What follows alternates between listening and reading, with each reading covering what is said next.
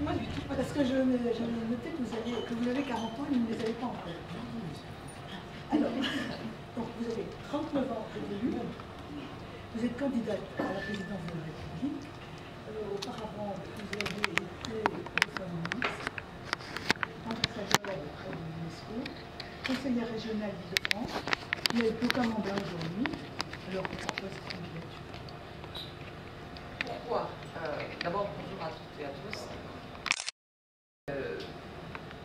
Ça fait 10 ans maintenant que je suis engagée en politique.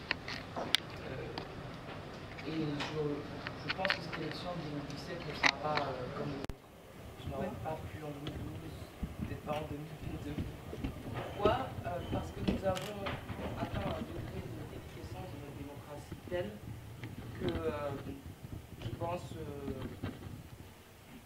que ou on fait un sursaut, ou bien nous allons basculer dans le cadre de l'OMC. C'est ça dont on parle de l'OMC. Moi, je suis profondément pour la libéralisation des échanges, etc. Ce que j'ai dit simplement, c'est qu'il y a des choses qui ne peuvent pas faire l'objet d'une marchandisation. Je réponds très très vite. La première, la culture.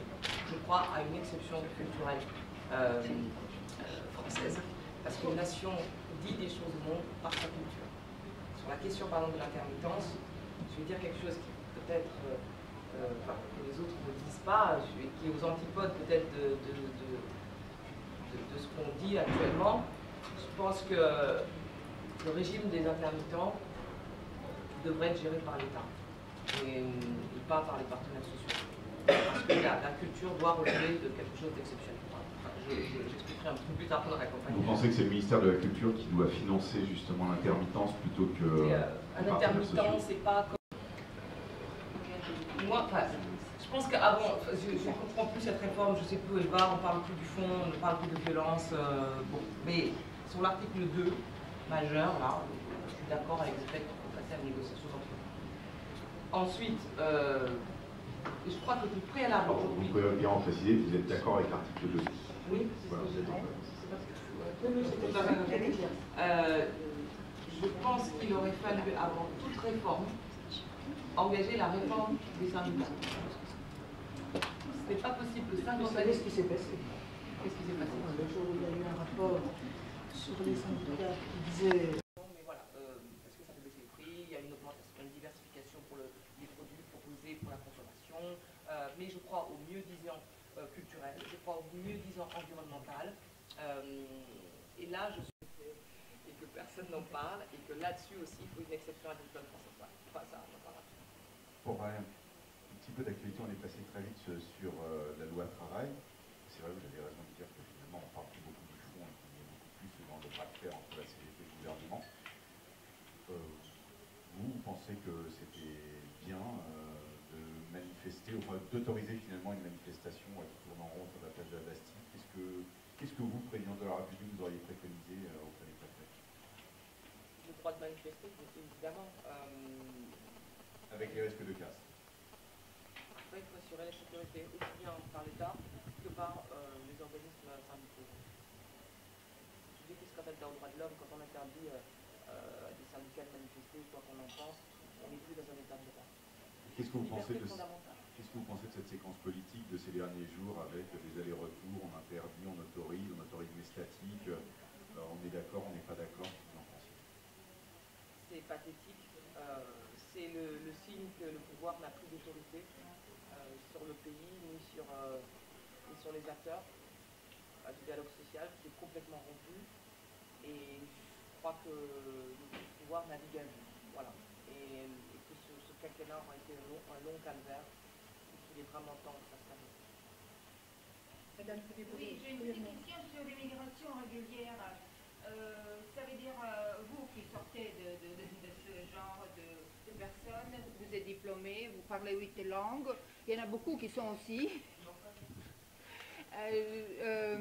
Bon, qu'est-ce que vous proposez, vous, future présidente, pour l'immigration qui est très diplômée et qui n'a pas de travail? On va faire un constat très simple. Ces immigrés-là, les étudiants en gros. Oui, en gros, et des diplômes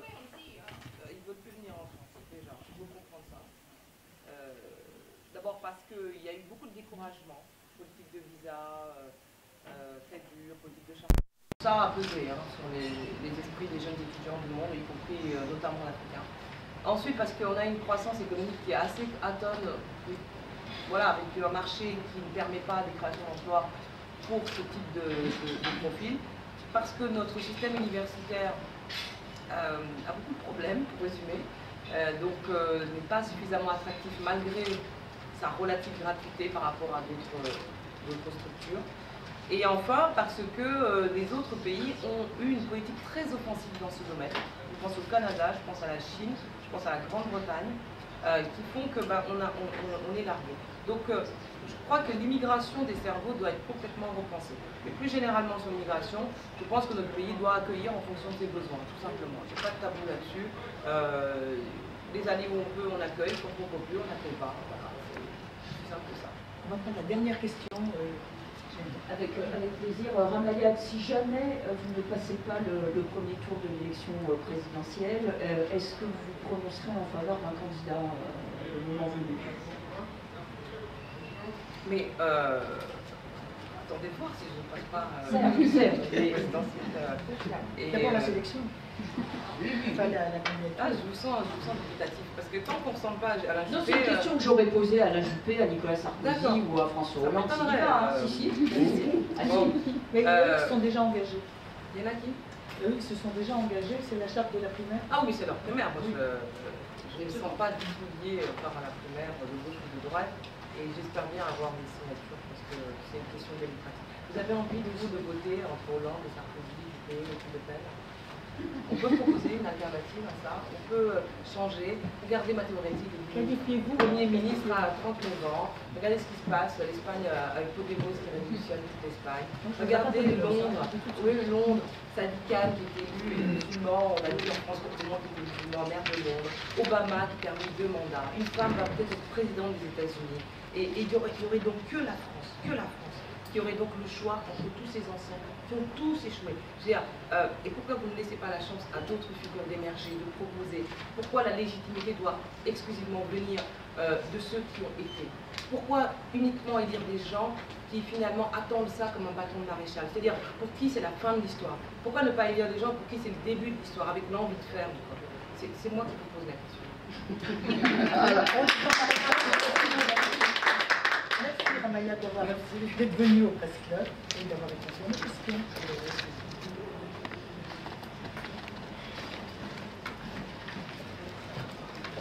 Le régime qui, à mon avis, affaiblira durablement le pays. Est-ce qu'un sursaut n'est pas plus facile qu'on peut? C'est-à-dire, Il faut pas se fédérer autour d'une personnalité plutôt que de partir en ordre dispersé. pourquoi pas, à condition que cette personnalité vous convienne. Et pour l'instant, je ne la vois pas. Donc, je n'ai pas estimé intéressant, utile, nécessaire de le faire.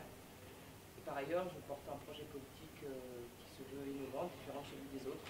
Et j'ai ressenti le besoin de le présenter. Alors, on va vous en donner l'occasion. Oui, Jenny. Oui, peut-être avant effectivement de jauger la légitimité, la chance ou le risque que peut présenter votre candidature, est-ce que vous pourriez, puisque vous commenciez à le faire, nous présenter les grandes lignes et surtout la philosophie de votre programme, juste puisque vous ne vous présentez à aucune primaire, mais je pense qu'on peut dire que vous êtes à droite ou au centre droit, et donc vous situez par rapport aux autres candidats, ou au moins, est-ce que vous êtes libérale, européenne, plus ou moins sociale? Est-ce que vous pouvez préciser et la philosophie et les grands axes de votre programme? Je suis partie de l'idée que le monde entier aime la France. Rappelons-nous du 11 janvier, quand tous les chefs d'État sont venus dire leur affection à la France après les attentats, mais que les Français ne s'aiment plus. Donc, ce que je propose, c'est de réconcilier les Français avec eux-mêmes et avec le monde, partant de l'idée que la fracture identitaire est telle qu'on ne peut plus attendre. Parce que, au fond, en 1995, on se rappelle avec Jacques Chirac, c'était la fracture sociale qui avait prédominé. Et je pense qu'on est passé de la fracture sociale, qui n'est pas résorbée, à la fracture identitaire.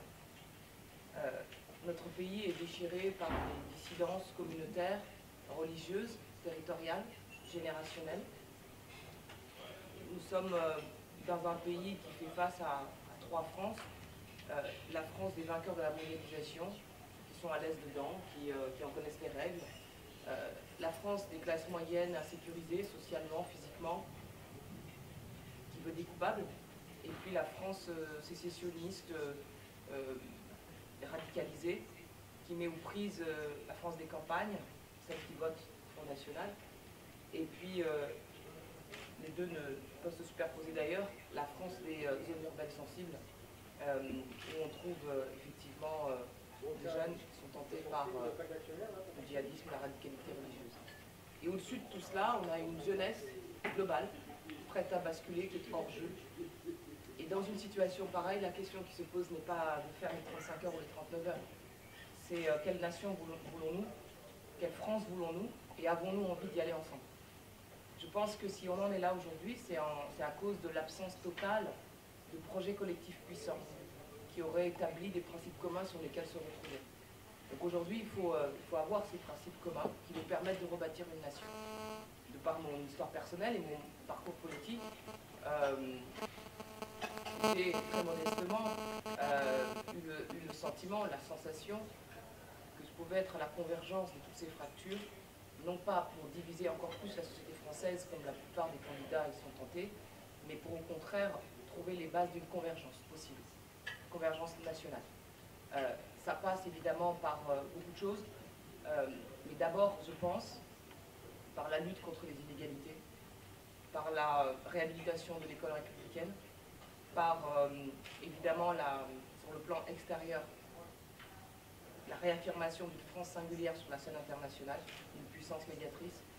Et je ne crois pas aujourd'hui que qui que ce soit sur la scène politique porte cette idée-là. Oui, bonjour Amaya. Vous évoquez une France. À Calais. La deuxième chose, oui, effectivement, ils ont tous de la famille en Angleterre, donc ils sont à 30 km de leur objectif, on les maintient sur place, ils n'ont pas envie de rester, ils patientent là toute la journée, dans une jungle infâme, pour que le passeur vienne les voir et leur dire c'est votre tour pour y aller dans des conditions horribles, enfin vraiment, vraiment indignes. Ensuite, la deuxième chose, c'est que c'est quand même la France qui est la première responsable de cette situation. C'est la France qui a décidé de faire de Calais la frontière britannique. C'est-à-dire que les Anglais en avaient rêvé, les Français l'ont fait. La frontière britannique est à Calais. C'est les accords du Touquet de 2003 où la France a décidé d'accepter d'être le garde-frontière de la Grande-Bretagne. En contrepartie de quoi? C'est le grand mystère. Mais la Grande-Bretagne voulait lutter contre son immigration clandestine et cet accord a été passé par là. C'est comme ça que Calais est né après la fermeture de Sandhurst. Donc si on veut faire des pagailles, on pourrait remettre en cause, et la chose à faire, les accords du Touquet. Ensuite, la deuxième chose, c'est que l'État a délibérément organisé le pourrissement. C'est une crise humanitaire organisée, clairement. Parce que il y a la crainte de l'appel d'air. Donc on se dit, si on leur laissait avoir des conditions de vie assez dignes, d'autres seraient tentés de venir.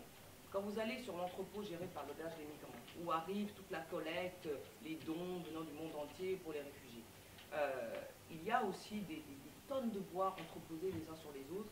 Ce sont en fait, c'est le bois qui doit servir à la reconstruction des bâtiments de Calais. Mais aucune reconstruction ne se fait parce que l'État a décidé que c'était plus possible, il ne fallait pas le faire, donc ils vont vivre dans des tentes, sous la pluie, et donc dans des conditions indignes, pour éviter l'appel d'air. Mais vous allez un peu plus loin, à Grande-Sainte, qui est aussi un petit Calais. Et bien les conditions de vie sont totalement inverses. C'est-à-dire que nous avons des réfugiés qui ne regardent pas par terre, qui ne se cachent pas derrière derrière leur... C'est quand géré par MSF. Effectivement par MSF, nous avons encore là un exemple de société de la coopération des corps intermédiaires, 3,5 millions, 2 millions donnés par MSF, 1 million par la commune de Grande-Sainte et 500 000 par la communauté urbaine de Dunkerque. Bon, l'État a dit, moi je veux pas de ce camp parce que ça va faire comme Calais un appel d'air, donc ils n'ont rien financé du tout au niveau des pouvoirs publics. Et donc le maire s'est débrouillé tout seul avec MSF, ils ont fait leur camp, mis en place même des centres numériques, enfin un truc. Et finalement on est passé de 2800 réfugiés en décembre 2015 à Grande-Sainte à 750 aujourd'hui. Donc il est où l'appel d'air? Toutes ces raisons expliquent, pareil au niveau européen, expliquent que si on voulait faire disparaître Calais demain, on ferait disparaître Calais. Au contraire, on a fait ce choix, on a mis le feu à Calais, on a fait monter la colère des habitants qui habitent là, qui sont dans l'environnement, et on a fait monter le populisme, puisque c'est dans cette région du pays que Marine Le Pen s'est installée et fait des scores incroyables. Donc il faut, je pense, retrouver un peu de sens des responsabilités et remettre en cause tout d'abord les accords de Calais. Et on verra ce qui se passe ce soir avec le. Oui, justement, c'était la question que j'allais vous poser. Les enjeux aujourd'hui du vote, contre le Brexit. Qu'est-ce que ça vous inspire, à votre avis? C'est bien s'ils sortent ou c'est une catastrophe? L'Union européenne l'a cherché. On est dans une situation de telle crise de l'Europe qu'on en est là. On en est là. Vous savez que vous parlez tout à l'heure du Conseil de l'Europe. Ils hésitent à tenir leur prochaine session parce qu'il y a des pays européens occidentaux qui veulent remettre en cause la Convention européenne des droits de l'homme, ce truc fondateur qui date de 1949. C'est pour vous dire à quel point la crise est profonde. Et si les Anglais décident, les Britanniques décident de sortir, il faut respecter leurs décisions. C'est la souveraineté des peuples, il n'y a rien au-dessous. S'ils décident de rester, pareil, il faut respecter leurs décisions, il n'y a rien au-dessous. Mais dans les deux cas, ça ne doit pas exonérer l'Union européenne d'une véritable refondation complète de ses bases. Parce que la crise a atteint un niveau tel que la contagion est possible. La contagion est possible. Je crois quand même que... Surtout s'ils sortent et que ça se passe bien, avec le risque justement que des gens comme Marine Le Pen en France ou d'autres en Hongrie ou ailleurs disent, vous voyez bien que ça se passe bien. Exactement. Je crois que le meurtre de la députée britannique Jo Cox a peut-être un tournant même. Parce qu'on a beau être critique vis-à-vis de l'Europe, quand il s'agit de l'essentiel, on redevient européen légitimement. Et là, c'est quand même une députée qui a été assassinée dans le cadre d'un référendum politique. Peut-être que cela va provoquer chez les Anglais un sursaut. On va même leur demander quel regard jetez-vous sur Podemos. Podemos est un symptôme comme le mouvement 5 étoiles en Italie, bien sûr, de l'autre côté, d'autre bord, comme Trump, comme le FN chez nous. C'est le symptôme de cette démocratie, de ces démocraties. Le FN ou le parti de gauche, Mélenchon, Podemos et le FN, c'est quand même... Oui, vous comparez plus Podemos au FN qu'à Debout, par exemple. Ils se sont comparés eux-mêmes. Ils sont aux antipodes, mais c'est un symptôme, sur le fond ils sont des antipodes. Mais c'est tout ça, tous ces mouvements, c'est un symptôme de la crise très profonde de nos institutions démocratiques. Et donc les citoyens cherchent des alternatives qui atteignent une certaine forme de radicalité, une forme d'expression nouvelle qu'il faut laisser vivre, à mon avis. La Nuit debout a essayé, le mouvement citoyen essaye également. C'est très difficile en France parce qu'il y a un mode de scrutin qui est ravageur pour tout ce qui n'est pas parti de gouvernement, PS ou MP en quelque sorte. Mais je crois que à un moment donné, le mode de scrutin ne suffira plus. C'est comme le Front républicain. À un moment donné, ce n'est plus qu'une opération arithmétique qui sert aux deux partis à garder les postes pour leurs élus. Mais ça ne règle rien à la montée de ces populismes-là. Je vais prendre deux questions dans la salle, puisque des personnes se sont manifestées. Rapidement. Oui, tout à fait. Alors, merci beaucoup pour avoir donné la parole. Et bien, donc, je suis Cara Soli, journaliste de Cadevox et Télésud, franco-sénégalais. Alors, donc, je voulais d'ailleurs, à propos de Télésud, Madame Yad, vous étiez invité à Télésud le 15 septembre, si vous souhaitez. Et donc, je voulais vous poser la question, je ne sais pas si elle a été déjà posée, c'est pour savoir si vous comptez effectuer une tournée en Afrique, comme l'avait fait Ségolène Royal à l'époque, donc dans les pays où il y a une forte présence française, et si vous souhaitez aussi aller en Côte d'Ivoire, par exemple, et si vous souhaitez rencontrer le président Ouattara, qui est aussi un ami de Nicolas Sarkozy, et s'il sera prêt à vous recevoir. Pour dire non, et nous avons voté à 82% pour Jacques Chirac. 14 ans ont passé depuis le séisme du 21 avril 2002 et le Front National est passé de 16% avec le père à 30% aujourd'hui au régional. Entre-temps, on nous a dit qu'il ne fallait pas que qui que ce soit se présente aux élections, à part le candidat du PS et du UNP.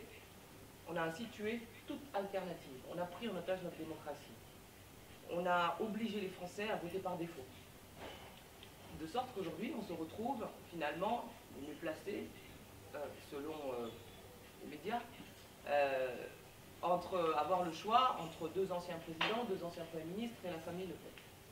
Ça, c'est le choix par défaut auquel on oblige les Français.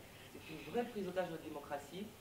Il n'y a aucune alternative à ce système-là qui s'est mis en place. Et dans ce système, j'intègre pleinement le Front National, qui n'est plus un parti anti-système, au contraire, qui fait partie du tripartisme.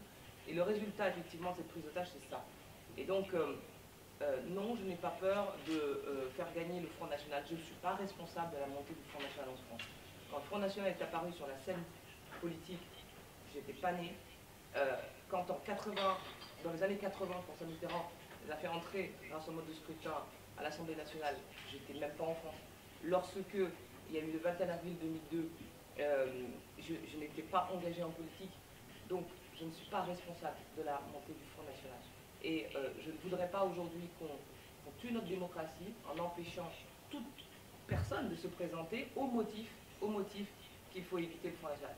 Et cela d'ailleurs encourage la paresse des autres, qui du coup ne font plus rien, ne proposent plus rien d'intéressant, ne font plus d'efforts même pour réussir. Il paraît qu'il suffit de gagner la primaire pour être le futur président de la République. Mais ça, c'est pas la démocratie. Et quels moyens avez-vous pour empêcher cette prise d'otage dont vous parlez?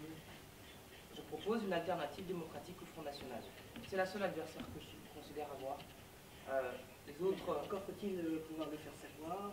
Vous avez accès aux médias, mais... Je ne sais pas, je m'y attelle. Oui, après il faudra quand même 500 signatures de maire pour être candidat. Oui, tout à fait. Vous les avez ou vous en avez combien d'ores et déjà? On sait que vous avez commencé un tour de France en train notamment, en TER, en... Ah, moquez-vous. Non, jamais de la SNCF. Moquez-vous, mais je peux vous assurer que les communes rurales, je reviens de là, jamais la même. C'est une vraie plongée dans la France réelle. C'est passionnant. Quand j'arrive à Arcis-sur-Cure ou à Savigny-les-Prés, que ce soit en Saône-et-Loire, en Côte d'Or ou dans Lyon, d'abord les maires croient en un canular. Ah bon? Oui, parce qu'ils ne pensaient pas que quand on les appelle pour prendre rendez-vous, que c'était sérieux. Parce que personne ne vient jamais les voir. Et c'est vrai qu'on est tenté à chaque fois de se dire, quand on arrive à la manière d'un Jacques Chirac, c'est beau chez vous, mais c'est loin.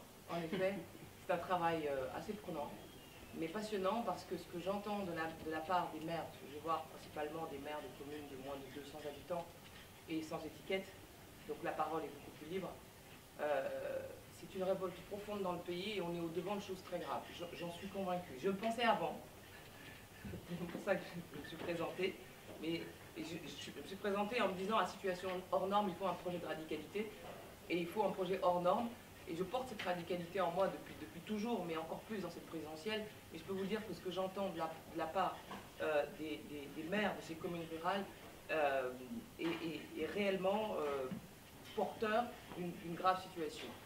Il y a beaucoup de colère, il y a beaucoup de... c'est même plus de la déception. Moi, je me rappelle encore de certains maires celui de Lucie-sur-Cure, il y a 2 jours, qui me disait nous avons coupé 144. Nous avons coupé la tête des rois, nous allons couper la tête des républicains, avec un petit air. Ah bon? Précise. Des républicains? Des républicains. Ça fait quand même beaucoup de têtes à couper. Beaucoup de têtes à couper, une haine des préfets, un État considéré comme un adversaire, des compétences transférées aux communes sans aucune garantie de financement. Je rencontre des maires qui, de leurs propres mains, ont construit les logements sociaux, d'autres qui nettoient eux-mêmes les cimetières. Je veux dire, on est dans une situation absolument... moi, je refuse qu'on considère que la campagne doit se jouer uniquement dans les grandes agglomérations. D'accord, mais Ramaya, juste 2 questions. Combien de signatures avez-vous? Mais au moins de promises. Je vais vous dire, les signatures sont envoyées, les formulaires de parrainage sont envoyés par les préfectures en mars 2017. En mars 2017, de manière nominative, informatique, numérotée à chacun des 40 000 parrains potentiels. Donc aujourd'hui, personne n'a de signature. Alors, il peut y avoir que des engagements. Oui. Vous êtes reçu comment? Vous pouvez imaginer que quand, avant de venir, j'appelle des maires pour leur demander un rendez-vous qui se date, que je traverse le pays, y compris en affrontant les grèves pour aller jusque là-bas, en général, quand je viens, le maire m'accorde le parrainage. D'accord. Bon. J'ai une centaine de rendez-vous avant l'été. Une centaine de rendez-vous avant l'été. Et, pardon, d'accord. Non, non, vas-y, Anita. Est-ce que vous êtes complètement en rupture de banc avec l'UDI? Je ne parle pas du Parti radical dont vous avez été exclu, mais l'UDI, vous aviez rejoint Jean-Louis Borloo, vous souhaitiez qu'il soit candidat à la présidentielle de 2012, il n'y a pas été. Alors aujourd'hui, quelles sont vos relations avec vos anciens amis politiques, ou vos amis politiques? Donnez-moi de leurs nouvelles, je ne les ai pas vus, ou ni entendus, donc je ne sais pas ce qu'ils deviennent. Ben écoutez, on vous en donnera alors. Oui, j'étais exclue, mais c'est ma légion d'honneur en fait, parce que c'est pas une obligation, j'aurais pu en cédant à ce qu'on me demandait de ne pas l'être, mais l'avantage de ne plus y être, ni là ni ailleurs d'ailleurs, dans un parti politique conventionnel, c'est une grande liberté d'action, et surtout on peut choisir ceux avec qui on veut travailler. Et cela m'a permis de créer donc une coopérative politique qui s'appelle La France qui ose, dans laquelle il y a plusieurs mouvements citoyens et politiques, 5, l'Alliance écologiste indépendante, le Parti libéral-démocrate, Démocratie 21, le Rassemblement éco-citoyen et le Cercle de la diversité. Vous avez là des formations de droite, de gauche, venues de l'UMP, de l'UDI, venues aussi du Parti socialiste, ou complètement indépendantes. Ça nous a permis d'avoir sur le territoire, parce qu'il faut une organisation territoriale importante pour aller chercher les parrainages, ça nous a permis de faire un comité local par département. Vous les avez déjà? 102, oui. Et donc ça fait à peu près 50 000 sympathisants. Donc il y a 450 partis en France. Il n'y en a pas que 2. Et ce n'est pas parce qu'on ne fait pas partie d'un de ces 2 partis qu'on est nulle part. Mais pourquoi ne pas avoir rejoint Jean-Christophe Fromentin qui lui aussi a démissionné, a démissionné de l'UDI. Alors lui, effectivement, il a une stratégie vers les législatives, mais tout de même, est-ce que c'est quelqu'un avec qui vous pourriez, vous auriez pu vous entendre? Mais nous avons aussi une stratégie vers les législatives, puisque cette affaire-là ira jusqu'au 3e tour. Je ne suis pas là pour rejoindre qui que ce soit, ni pour négocier un poste. Sinon, je ne me serais pas entourée de ce type d'organisation qui, elles, avaient même, avant de me rencontrer, cet objectif-là, d'aller jusqu'aux législatives. Donc on ira ensemble jusqu'aux législatives. On est en train de préparer des candidatures dans chacune des circonscriptions pour porter des candidats indépendants aux élections législatives, qui seront donc le 3e tour de l'élection présidentielle. Donc on veut vraiment contribuer à un bouleversement du jeu politique et constituer une vraie alternative démocratique au système et au Front National. Oui, vous avez déclaré que vous trouviez justement que les primaires c'était un peu trop américain, si je me souviens bien. Mais finalement, est-ce que ça n'est pas tout simplement un ancrage de choses qui existent, enfin qui existent déjà depuis longtemps, on va dire comme si ça n'existait pas, le fait de savoir que les grandes élections, et notamment les élections présidentielles, se jouent plus dans les partis, c'est quasiment inscrit dans les gènes de la Ve République. Est-ce que finalement les primaires, c'est pas juste dire des choses qui existent déjà, et auquel cas, pourquoi est-ce que ça vous gêne à ce point? Et est-ce que ça n'est pas un peu curieux de qualifier les législatives de 3e tour de la présidentielle? Et finalement, donc la question que je vous pose, c'est est-ce que derrière votre candidature à la présidentielle, en réalité, vous n'êtes pas en train juste de nous avouer que vous êtes en train de préparer les législatives? Non, je ne suis même pas... je n'ai même pas pensé à une quelconque circonscription pour moi, donc je suis suffisamment occupé par la présidentielle pour ne pas me préoccuper tout de suite de ça, mais d'autres le font. Pour eux-mêmes, ils me demandent régulièrement où je veux aller, je n'ai pas la réponse à cette question. Je pense que la seule primaire qui vaille, c'est le premier tour de l'élection présidentielle. Nos institutions ont été pensées ainsi. Les primaires ne s'adaptent pas à l'esprit de la Ve République. Le PS a pu peut-être le faire parce que dans leur gène, dans leur histoire, ils ont l'habitude des courants. À droite, c'est beaucoup plus original, ça ne marche pas comme ça. Il y a un chef et puis c'est tout. Voilà. Donc c'est pour ça peut-être que la primaire à l'UMP ne se passe pas de manière, très différente de celle du Parti socialiste. Je considère que les primaires sont antidémocratiques, en ce sens qu'elles sont verrouillées avec ces parrainages à obtenir de parlementaires qui sont tous sauf libres de parrainer qui ils veulent, puisque leurs investitures dépendent d'un chef. Donc les militances. Oui, 2500 oui, 000. mais vous savez très bien, vous savez, j'ai été à l'UMP, donc je sais comment ça marche. C'est un parti qui est fondamentalement bonapartiste et qui le restera. Il veut un chef, il a besoin d'un chef. Les militants sont très malheureux de voir cette dispersion de candidats qui ont tous le même programme, hein, clairement. Ce qui est rassurant pour eux, ça veut dire qu'ils ont des raisons d'être ensemble, mais en même temps est inquiétant parce que la différence se jouera sur les personnes, voire sur le conflit, oui, de personnes. Oui, Ramayad, pour revenir un peu à votre programme, encore une fois, la philosophie de votre programme, je ne suis pas totalement, enfin, je n'ai pas exactement tout intercepté. Vous parlez de rupture, vous parlez de violence attendue, voire de révolution, on couperait la tête de tous les républicains dans un cas, etc., etc. Mais vous, qu'est-ce que vous préconisez quand vous parlez de rupture? Est-ce que c'est une rupture libérale avec tout ce que cela entraîne au niveau des dépenses publiques, du système social à la française, par exemple, comme semble le prôner la plupart, avec des nuances, mais des candidats à la primaire des Républicains et du centre? Est-ce que c'est, j'ai vu un peu beaucoup vos propositions, elles sont très institutionnelles, et pourquoi pas, est-ce que c'est une révolution entre guillemets institutionnelle, constitutionnelle que vous prenez et qui pourrait entraîner une révolution sur le terrain grâce à la réforme des institutions? Et troisième question, lorsque vous parlez de rupture identitaire, je n'ai pas compris, est-ce que vous êtes plus près de, pour schématiser, je ne dirais évidemment pas du Front National, mais d'un François Copé ou d'un François Fillon, et quand vous parlez d'identité, est-ce que vous, et de menace, est-ce que vous iriez jusqu'à exprimer et définir le risque islamiste de façon très précise, comme certains hommes politiques, hommes d'État le font depuis quelques mois? Il y a plusieurs questions dans votre interrogation. Le projet que je porte, il est écologique, il est entrepreneurial, il est social, à l'image des mouvements qui me soutiennent. Je n'ai pas besoin de dire qu'il est libéral à certains égards.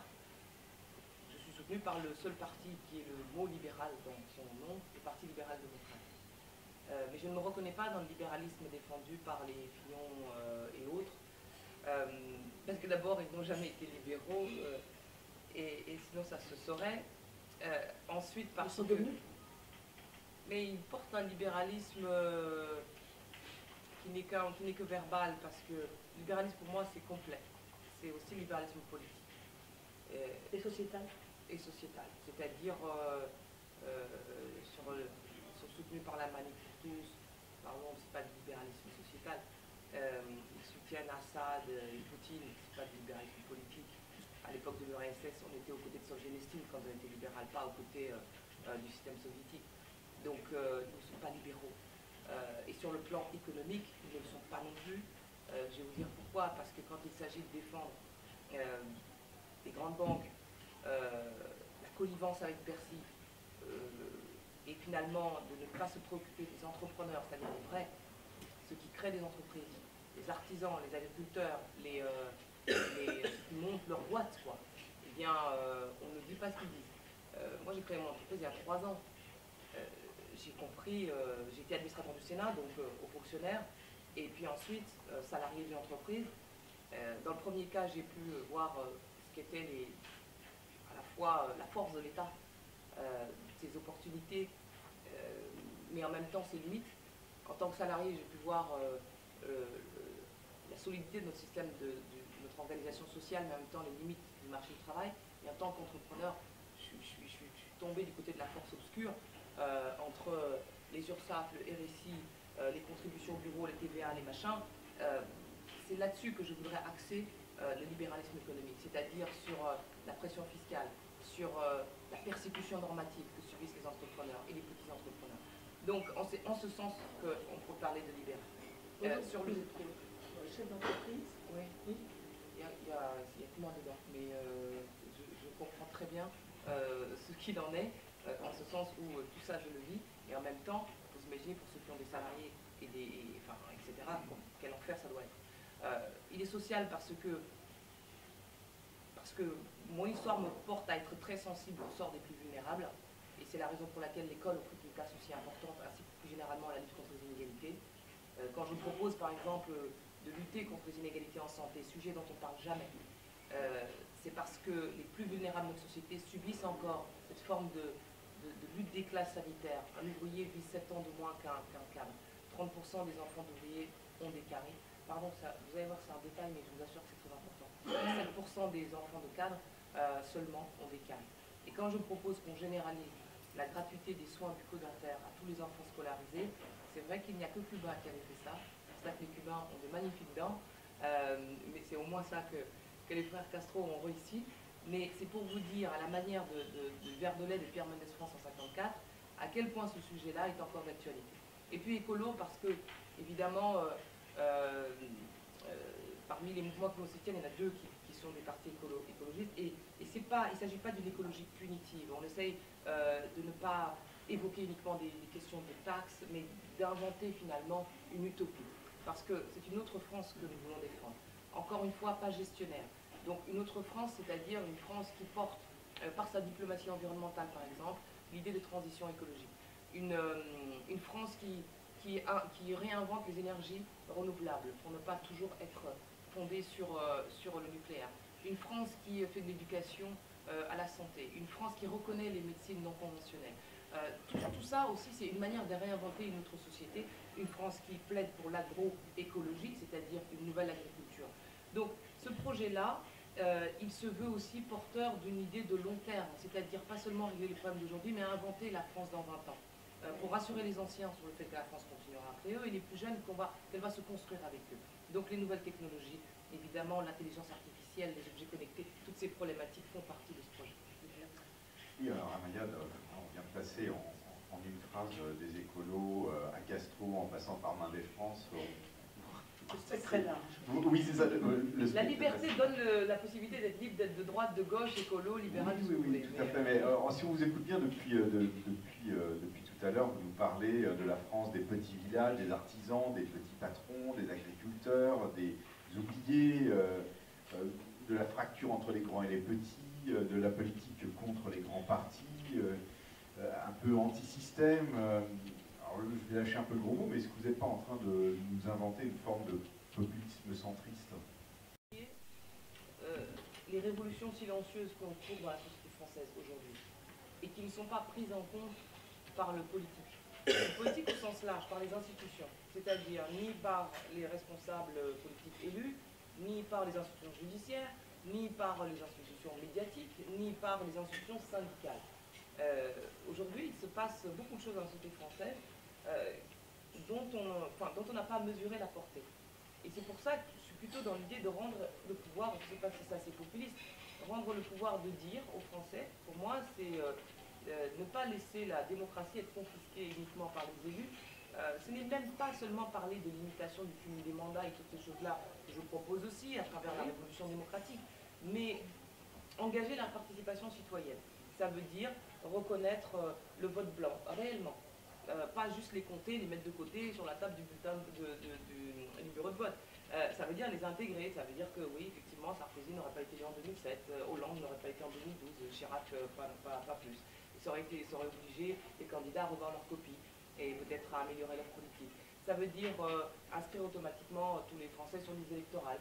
9,5 millions de Français n'ont pas pu voter parce qu'ils n'étaient pas inscrits ou mal inscrits sur les listes au premier tour 2012.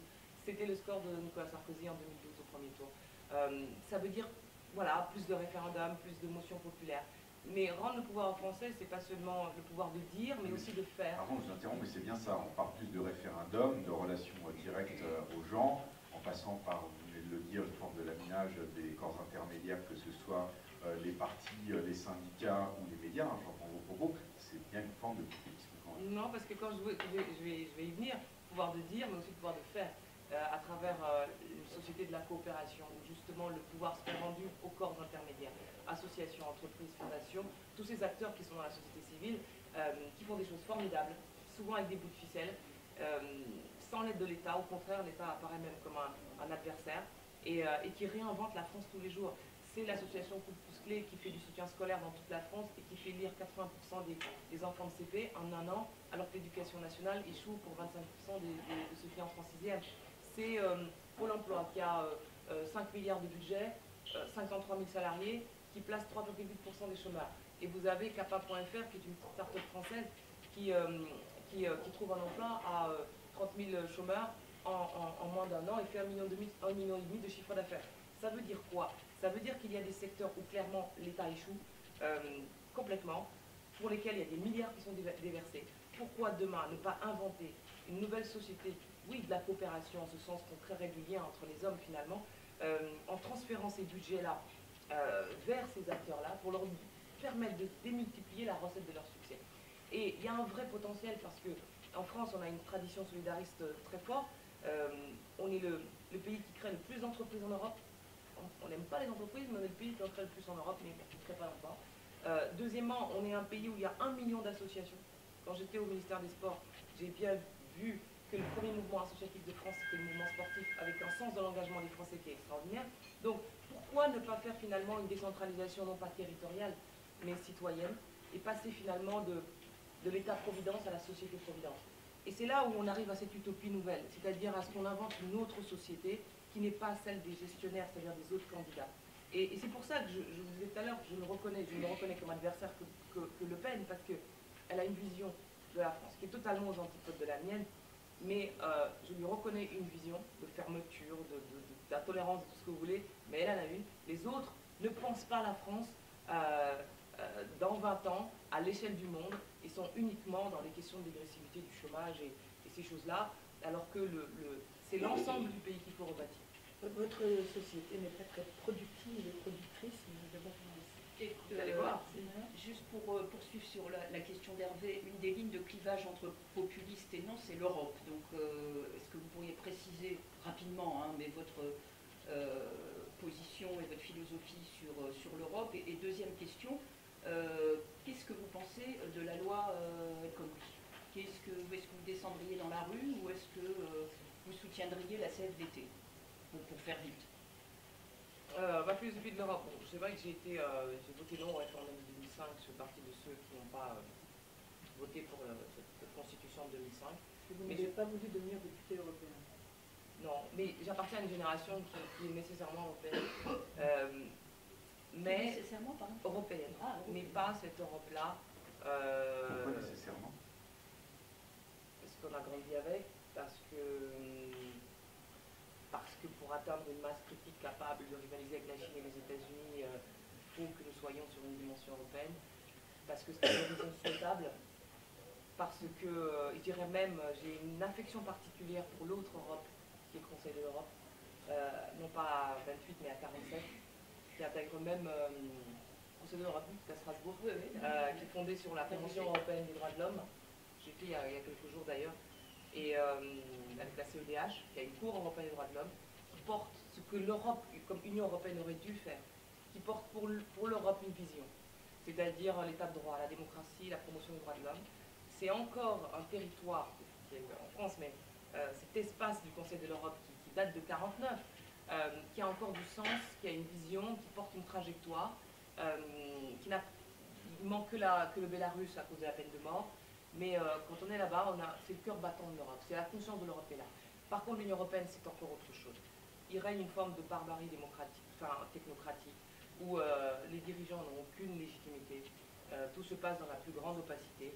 Et on est dans un système en plus où finalement la concurrence, elle est déloyale. Elle a fait la peau à notre agriculture.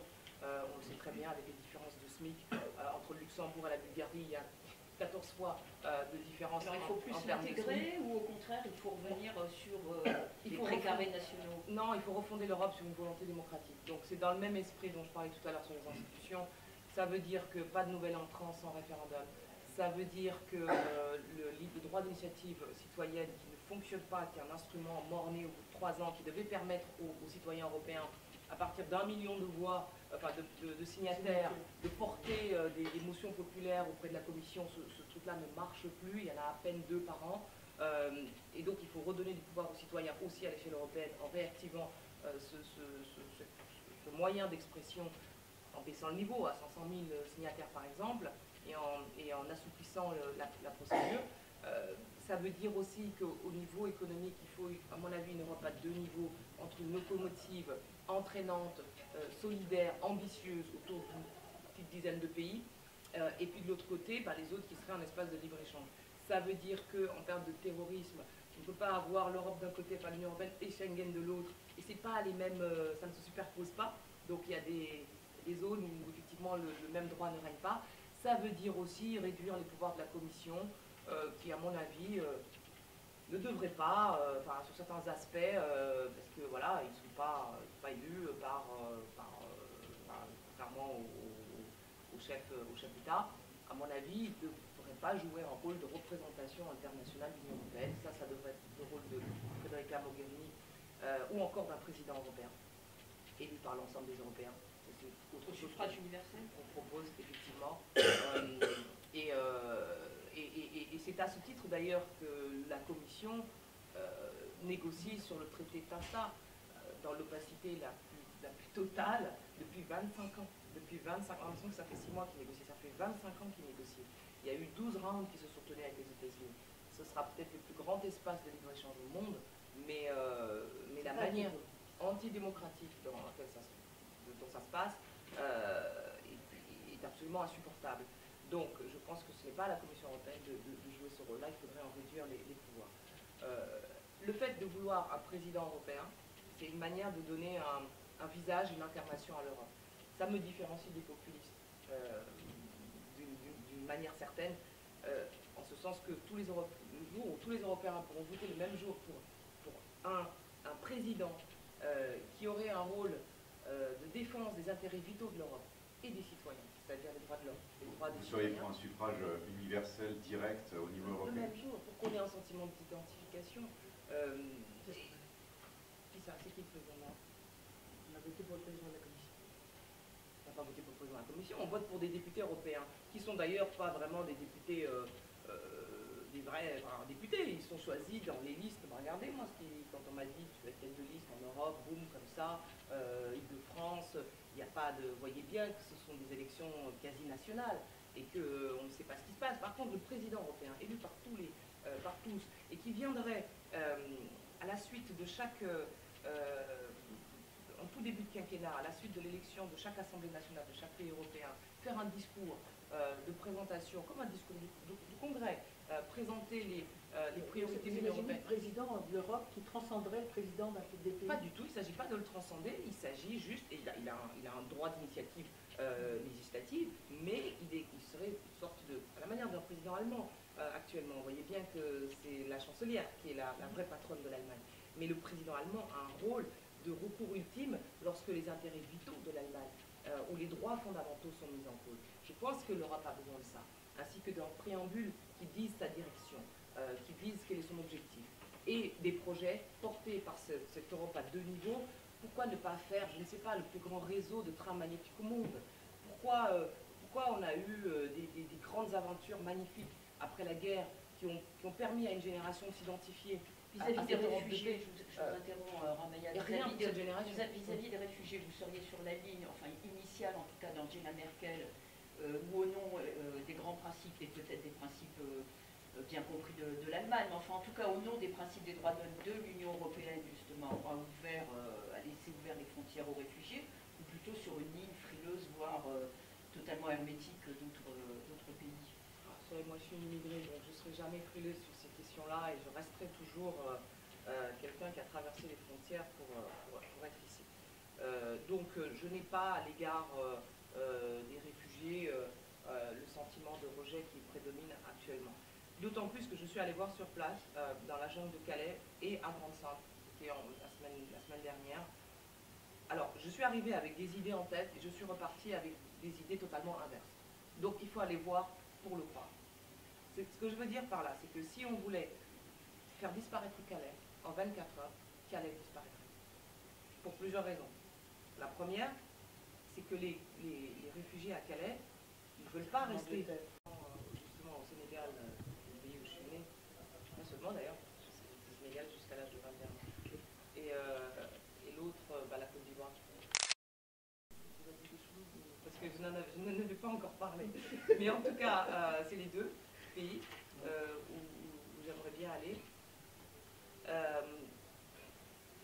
Je ne connais pas du tout les deux présidents, les deux chefs d'État, je ne les ai jamais rencontrés. Quand j'étais au Quai d'Orsay, j'ai surtout travaillé sur l'eau trachée. Mais ce qui qui est très intéressant, c'est qu'en quelques années, il s'est passé une véritable révolution africaine et je ne suis pas sûre qu'on en ait saisi la portée en France. C'est un continent aujourd'hui qui connaît un taux de croissance supérieur à 5% depuis 12 ans, 3% le résumé. C'est-à-dire que c'est devenu le nouvel atelier du monde. C'est la nouvelle frontière. Il y a un